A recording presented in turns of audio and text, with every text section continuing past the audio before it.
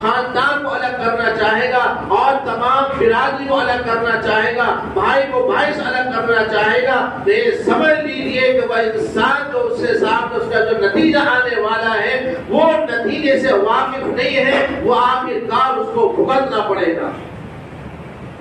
ملک کو توڑنا اور ملک کی سالمیت کو توڑنا یہ انسانیت نہیں ہے، یہ کھلی ہوئی سفاکی درندگی ہے۔ مذہب اس کی تعلیم نہیں دیتا ہے اور کوئی بھی مذہب کے اندر یہ بات نہیں ہے، اور کسی بھی تعلیم کوئی بھی تعلیم ہمیں سبق نہیں دیتی ہے کہ ملک کو توڑ دیا جائے، ملک کا نظام درہم برہم کر دیا جائے۔ مسلمان اس ملک میں پیدا ہوتا ہے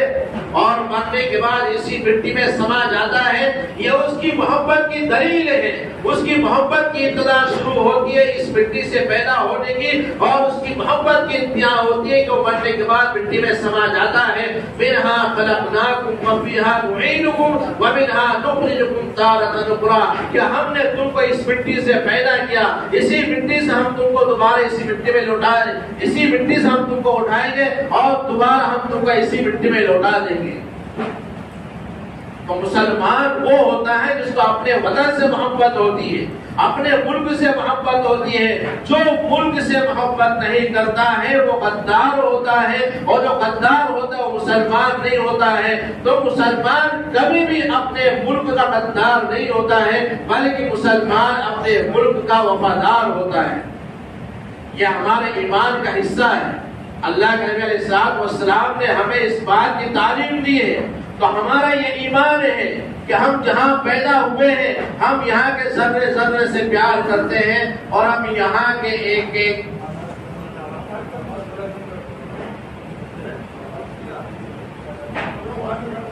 درود شریف پڑھ لیجیے۔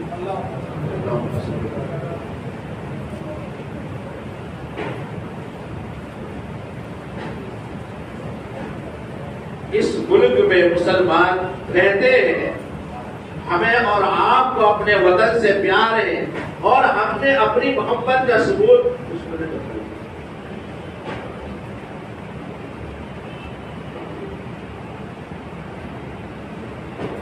اس بات کا ثبوت، اگر کوئی ہماری محبت کو جاننا چاہتا ہے،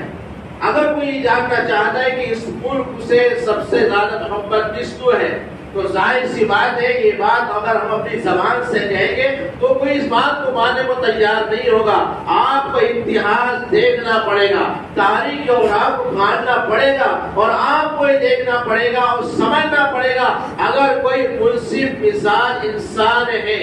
اگر کوئی بددیانت آدمی ہے تو ظاہر سی بات ہے ہر سچی بات اس کو جھوٹ لگے گی، لیکن اگر کوئی منصف مزاج آدمی ہے، اگر کوئی تاریخ اور راہ کو مانتا ہے اور حقیقت کو جاننا چاہتا ہے اور حقیقت کو جان کر کے فیصلہ کرنا چاہے گا، تو اسے تاریخ اور راہ سنبھالنے پڑیں گے، تاریخ کو پڑھ کر دیکھنا پڑے گا کہ جب اس ملک کے اندر جب انگریز آئے تھے جنہوں نے اس ملک کو توڑنا چاہتا اور یہاں کے لوگوں کو غلام بنانا چاہا تھا، اس وقت سب سے پہلے ان لوگوں کا مقابلہ کس نے کیا تھا؟ اگر مسلمان کو اپنے وطن سے محبت نہیں ہوتی، اگر مسلمان کو اپنے ملک سے محبت نہیں ہوتی، اگر یہاں کے باشندوں سے محبت نہیں ہوتی، یہاں کی اقلیت سے محبت نہیں ہوتی، اور پھر مسلمانوں نے محبت کرنے میں ذات اور برادری کو نہیں دیکھا، مسلمانوں نے مسلم اور غیر مسلم کو نہیں دیکھا، بلکہ سب کو ساتھ میں لے کر چلے، سب کو ساتھ میں لے کر کے اٹھایا، سب کو ساتھ میں کھڑا کیا، ان کو آنے والے وقت سے آگاہ کیا اور بتایا کہ ہمارا مستقبل جو ہے تابناک ہونا چاہیے، ہمارا مستقبل تاریخ نہیں ہونا چاہیے۔ یہ تو اس وقت کی بات ہے جب انگلینڈ کے اندر 1200 کے اندر انگلینڈ سن 1600 کے اندر انگلینڈ کے اندر ایک کمپنی کی بنیاد رکھی گئی جس کو ایسٹ انڈیا کمپنی کہا جاتا ہے۔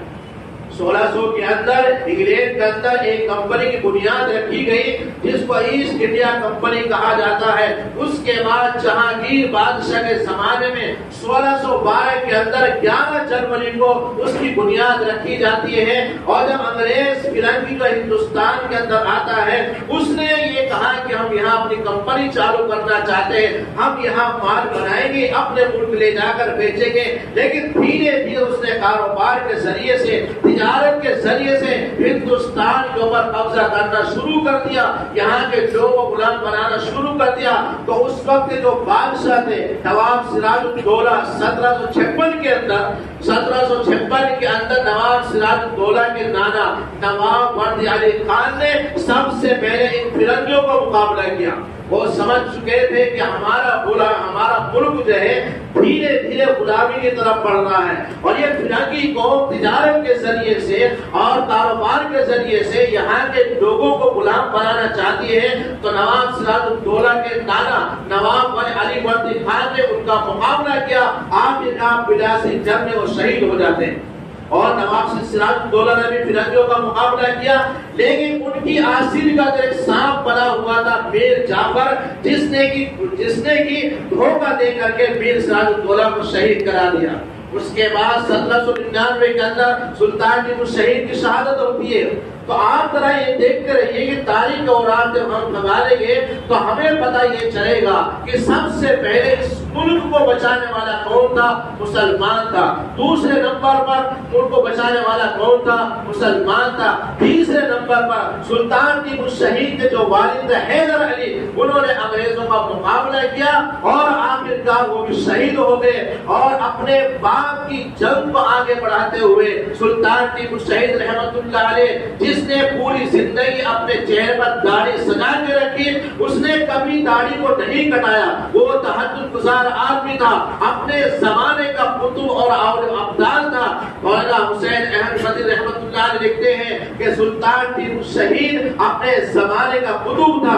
آج جو ہمارے سامنے ان کی شکل پیش کی جاتی ہے، ان کو جو ڈرمنڈا دکھایا جاتا ہے، یہ بات غلط ہے، یہ بات جھوٹی ہے۔ وہ اپنے زمانے کا ولی اور قطب تھا، انہوں نے کبھی زندگی میں اپنی داڑھی نہیں کٹائی۔ انگریز نے دیکھ لیا کہ ہمارے راستے کا سب سے بڑی جو رکاوٹ ہے سلطان ٹیپو شہید ہے، آخرکار وہاں پہ ایک آسیر کا سانپ